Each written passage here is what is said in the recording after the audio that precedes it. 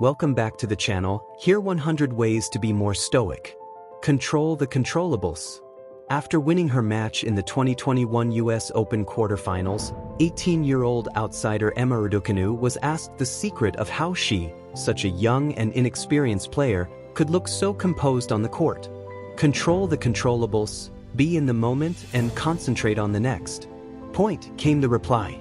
3 days later, Raducanu made history by becoming the first qualifier ever to win a Grand Slam. Controlling the controllables has become a byword for top sports people. Also happens to be the simplest way to express the fundamental truth put forward by Epictetus at the start of the handbook. Its application is by no means confined to elite sport. When you concentrate on the things you can control, such as being in the present moment and what you do next, you become more focused, calm, and effective. When you focus on things outside of your control, your attention is scattered, you become more anxious and less effective. Think back over the last 24 hours. How could controlling the controllables have helped you? What you can and can't control, a self check-in. Trying to control what you can't may become a non-stop cycle of frustration and disappointment. If instead you focus on what you can control, you will feel more positive and be much more efficient. Get ahead of the day and this cycle and perform this brief self-check-in. What is on your mind today? What aspects of these things can you control? What can't you control? The Stoic solution, the dichotomy of control. Some things are within your control and others are not. Under your control are what you do and the way you think about things. Everything else, what others do, what they think about you, the past and the outcome of your actions, is not under your control. This dichotomy of control gives a Stoic spin to controlling the controllables. Focus only on your actions and thoughts. Don't let anything not under your control upset you. That's the way to Stoic serenity. The dichotomy of control comes to my rescue. I found a great opportunity to practice the dichotomy of control when I lost my wallet shortly before I was due to travel abroad. My first reaction was to be furious with myself for letting it happen. Then I remembered Stoicism. What couldn't I control? That the wallet had gone. What could I control? I could ring the bank. What could I learn from it? To be more careful in future. My new credit cards arrived in time for my travel, and Stoicism helped me deal with the situation calmly and rationally. When we take a logical point of view, we become less panicky. That clarity allows us to see that the solution to this problem is simply, well, simple. 6. Heather has a blind date. Heather has a blind date tonight and she's nervous. Can Stoicism help her? Which of these are within her control and which are not? A. Whether her date will be her's type. B. Whether she will be their's type. C. If the date goes well, whether they'll be happy together. D. Having a positive attitude towards her date. The answer? Only D. Once Heather lets go and stops worrying about the things she cannot control, she feels calmer and begins to actually feel excited about the evening. What about things you can influence? Ricky, a Stoic novice, isn't so sure that the Stoics have got it right. Shouldn't there be a third category, things that you haven't got full control over but can still influence? For example, I want to request time off. I agree it's not completely under my control, but surely I have some influence over the outcome, right? And how would you best influence the outcome? Replies Sam, Ricky's friend and a more experienced Stoic. By the way I make my case, answers Ricky. Can you control how you make your case? Asks Sam. For sure. Can you control whether your boss approves your request? Not really. Then influence the outcome by focusing fully on what you can control. Your actions? It all comes back to the dichotomy of control. Sure, we can influence things, but we best do this by focusing only on those aspects that are under our direct control. The Stoic archer. The Stoics came up with a super helpful analogy to help us further understand the dichotomy of control, that of an archer. Archery is an outdoor sport, so we know the archer's performance is vulnerable to the elements. This would include the wind, of course. So even when an archer fires a perfect shot, they still might miss. A gust of wind might blow the arrow off course, an external factor the archer can't control. Here's the question. What attitude should the archer take if they do everything right but then the wind makes them miss? The Stoic answer is to be unconcerned. As long as you did your best, you should not blame yourself for the outcome if an external, uncontrollable factor blows you off course. I find that a very reassuring idea, don't you? Be the Stoic archer. From Scott Corey of Stoic Archer Academy, mental health coach, Stoic mentor, substance use clinician. My son at 8 years old tried his hand at archery for the first time. Was sincerely enjoying just shooting the arrows at the ground and hoping they would stick. I asked him to shoot for a goal and aim for a target. Just a few misses and my son let out an audible sigh of disappointment. Taught him the Stoic archer's lesson, the dichotomy of control and its benefits, the dangers of outcome-based thinking, the importance of practicing doing your best in everything you do and how that is what truly matters. Now when I strive for goals, my son says to me, be the Stoic archer, Dad. Use the reserve clause. When stating goals, ancient Stoics would often add phrases like fate, permitting, or unless anything prevents me. But because then they weren't setting themselves up for expecting outcomes outside of their control and subsequent disappointment. This is called adding a reserve clause. So why not experiment yourself? Try, I will see you tomorrow, fate permitting, or I will go on holiday next month, unless anything prevents me. Alternative reserve clauses might be God willing, if all goes well, or other things being equal. Which reserve clause resonates the most with you? The true cause of unhappiness?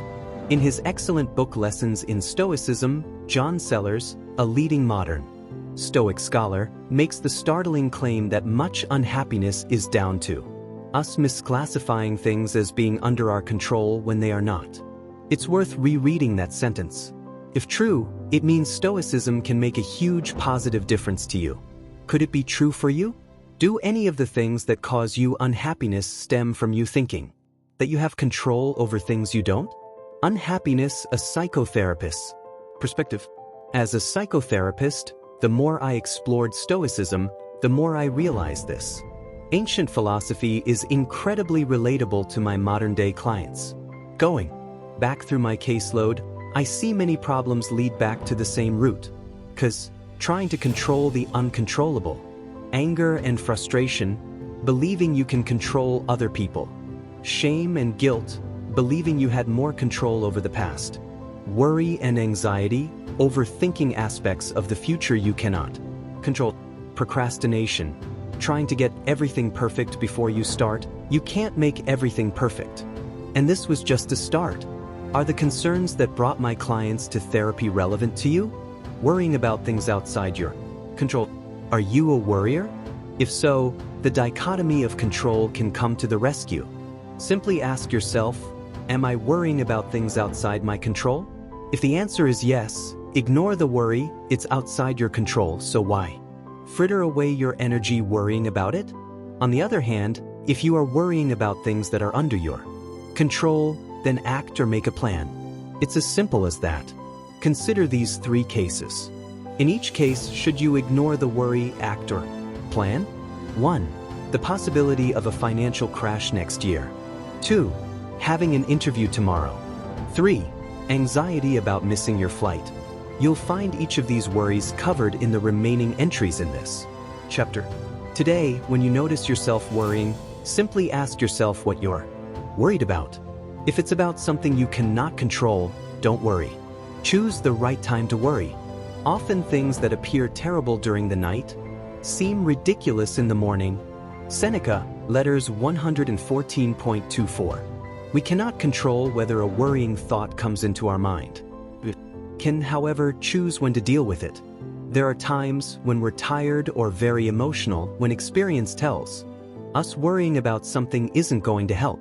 We are simply going to go over things repeatedly, leading us nowhere but to anxiety. What people often try to do is block the worrying thought or push it away. This is counterproductive. Like a beach ball pushed underwater, the worry tends to come back to the surface, only with more force. A much better strategy is to postpone the worry to a time when you're better able to think rationally about the issue. Modern CBT therapists often recommend worriers postpone their worries to an agreed worry time. This is a period of 15 minutes or so when you are allowed to worry as much as you like. At all other times, worrying is banned, though you are allowed to jot down the worry for later so you don't forget. When would be the right time for you to choose to worry? How to ignore a worry. It's all very well telling me to ignore a worry when it's about something beyond my control, but that doesn't make it go away. Brian's concern is a very common one. The trick is not to try to make it go away, but to let the worry still be there and instead to focus your attention on something else. That way it eventually loses its force. If the worry happens in the daytime, get really immersed in something, such as a game, a conversation with a friend, exercise, whatever works for. If it's when you're trying to fall asleep, a helpful idea is to play the ABC game. This involves going through the alphabet, thinking of boys' names, girls' names, countries of the world. It really doesn't matter what. The purpose is just to take your mind off the worry. Stoic mantras to reduce worry. Some people find it helpful to recall and recite to themselves a Stoic saying to prevent them boarding the worry train. Here are some of my favorites. We are more often upset by our own minds than by reality. Seneca, Letters 1.43. Today I escaped difficulties, or rather I cast them out, for they were not outside me, but within in my judgments. Marcus Aurelius, Meditations 9.13. If it concerns anything not in our control, be prepared to say that it is nothing to you. Handbook of Epictetus 1. Which of these could you try today if you noticed yourself engaged in unproductive worry? Worrying makes me a good person. Carrie, a mother of 2 typical teenagers, has come to therapy because her worrying is having an impact on her well-being and relationships, but is reluctant to stop. It's natural to worry about my girls when it's 11 p.m. and they aren't. What mother wouldn't? The Stoic answer is that while it's natural and outside our control to be concerned, we don't have to be worried. So, Carrie, I began, suppose you had a sleep problem. Imagine 2 versions of me as your therapist. Therapist 1 tells you that I had spent the whole week worrying about your sleep problem. Therapist 2 comes with a list of useful ideas to help you sleep. Which therapist would you choose? Obviously, therapist 2. So, it's not the worrying that you value, it's my giving your concerns some thought and coming up with something that's useful. Does you worrying about your girls actually help anyone? No, it just gets me anxious and annoyed with them for making me anxious. As soon as they walk in the door, we start shouting at each other. So much for worrying making someone a good person, a man of action. Roddy is also unsure about whether to give up worrying and has a different objection. Saying a Stoic mantra to himself might have worked for Seneca, but I'm a man of action. Are you sure you are being a man of action when you are worrying? I reply, I see what you mean, but surely there are some occasions when you really do need to do something? Exactly. It's all about separating out the aspects of a situation that are within your control, that's where you need action, and those that are not under your control, which you need to accept. For example, if you have a plane to catch tomorrow, worrying about it is only likely to mean you won't be well rested. Instead, make a plan to set off early, which is under your control. The action required is in productive thinking, not in worrying. Stoicism for interview nerves. From Megan Brown, Research Fellow in Medical Education. I had an interview recently for a job I really wanted. I usually suffer from pre-interview nerves, but this time they were almost unbearable. The week before, relaxing was difficult because I always felt I could be doing more to prepare. A couple of days before the interview, I realized just how exhausted I was. Decided to stop and reflect on how much I had done already to prepare, and on what I could and could not control about the interview. I thought of practical things I could do to ease my mind, such as preparing an outfit the night before and having my CV printed. This helped, but what helped most was reminding myself of the dichotomy of control. I couldn't control what questions I would be asked, how the interviewers would act, or even whether my internet connection would behave. I had done what I could to prepare, and I found peace and reassurance in this thought that served me well during the interview. And I got the job. A good night's sleep. Many of us struggle with sleep problems. The dichotomy of control can often help. We can't control the moment we drop off to sleep. So obsessive thoughts such as, "It's 2 a.m. and I'm still not asleep," are very unhelpful. However, we can create the conditions that make it more likely we have a good night's sleep. Here is a list of good sleep hygiene tips that you have control over. Exercise in the day, but not too close to bedtime. Limit caffeine intake, especially in the evening. Limit alcohol consumption. Alcohol is sedating but damages our nervous system and gives us poor quality sleep. Have a relaxing wind-down routine, such as reading a book, listening to relaxing music, or having a bath, and avoiding screens of any kind. Make sure you have a comfortable, quiet environment for sleep. Could taking control of the right things help you get a good night's sleep? What can you control? Often, we go wrong by overestimating what we can control. But sometimes, we forget the simplest things we do have control over, such as, if a relationship is struggling, talk about it with your partner. If something you've tried hasn't worked, try to understand why. If a friend hasn't called you back, suspend judgment about the reason. Pick an area you would like to improve and find one thing that you have control over, and do it. The best path to happiness. Very little indeed is necessary for living a happy life. Marcus Aurelius, Meditations 7.67. Everyone wants to be happy. But what is the best path to happiness? Is it pursuing A, pleasure and fun? B, achievement and status? C, money and material goods? D, rationality and virtue? If you answer D, then you may well be a natural Stoic. Rationality helps you decide what you need to do to be happy. Virtue means you have the right motivation. Can you see any problems with the non-Stoic answers A, B, and C? D is the best path to happiness. What difference can this make to the choices you make today? The myth of King Midas. For what else is tragedy but the dramatized sufferings of people, bewildered by an admiration of externals? Epictetus, Discourses January 4, 26. Granted one wish, King Midas asked that everything he touched be turned into gold. Unfortunately, this apparent blessing turned out to be a great curse. When Midas tried to eat, the food turned to gold as soon as it touched his tongue. In some versions of the story, he starved to death. In others, Midas hugged his beloved daughter, and she turned into a gold statue. When I have asked students to name the moral of the story, 3 answers recur. Don't be greedy. Don't be materialistic. All that glitters is not gold. The Stoic would agree with all of these, and add one more vital lesson. Don't overvalue external things like wealth, status, and pleasure. Take a moment to write down some internals you're grateful for, the things money can't buy, such as your ability to take a step back and think things through, to decide what to value and to choose your attitudes. All that glitters. If only I could afford that holiday. If only I got that job. If only I could work up the courage to ask them out. Which of these if onlys have you indulged in? When you got them, did that holiday, job, or lover actually bring you lasting happiness? Today's challenge is to make a list of all the things in your life that glittered and turned out not to be so golden. Perhaps true happiness lies within? People are more important than things. In 2007, Randy Pausch, an obscure 47-year-old academic with terminal pancreatic cancer and only months to live, became an overnight internet sensation. His last lecture was viewed by over 18 million people on YouTube.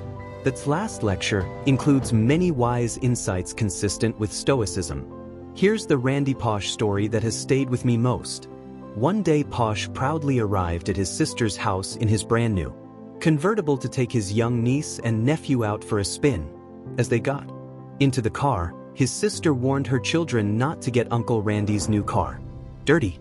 As she talked, the children couldn't contain their laughter as they saw him deliberately pour soda all over the back seat.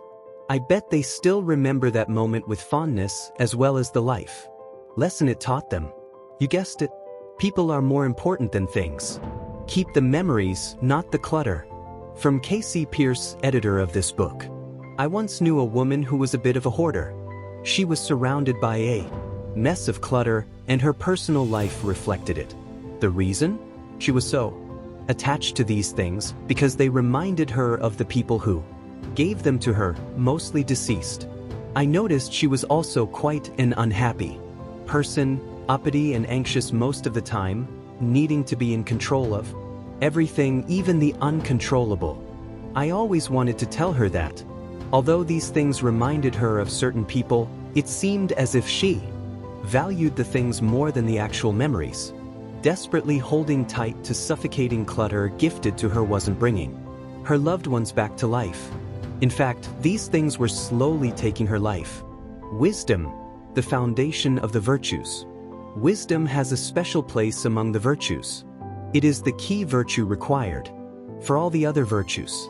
The 5th century BC Athenian philosopher Socrates, as presented in the so-called Socratic dialogues of his pupil Plato, was an important influence on the ancient Stoics. In one of his dialogues, Plato has Socrates make the point about wisdom well in a conversation with Laches, a Greek general. Socrates asks Laches to define courage. Remaining at one's post and fighting the enemy, replies the general confidently. Do you think that Socrates liked Laches' definition? Can you think of any situations where standing firm might be foolhardy rather than courageous?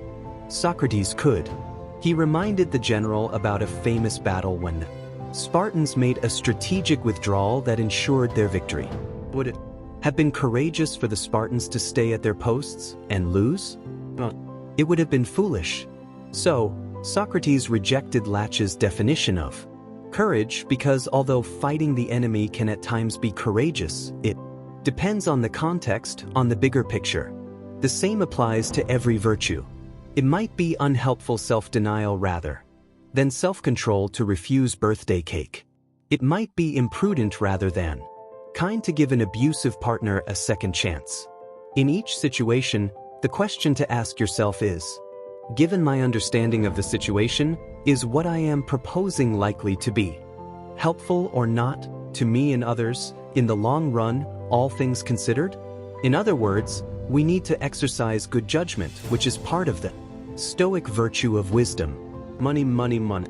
The old ABBA classic suggests it's always sunny in a rich man's world. However, what I think the big-haired Swedish pop sensations were really trying to say here was quite the opposite. Money doesn't make you happy. Yet many people still do believe that if they become super rich then, hey, presto, their lives will improve dramatically. Research on lottery winners suggests otherwise. After the initial rush of instant happiness, most winners tend to revert to their previous level of happiness. That's mainly because more money doesn't buy more wisdom. Does money always make you happy? Indeed not. There are many unhappy celebrities. What do we call the quality that allows us to use money well? Wisdom. Spot the virtue.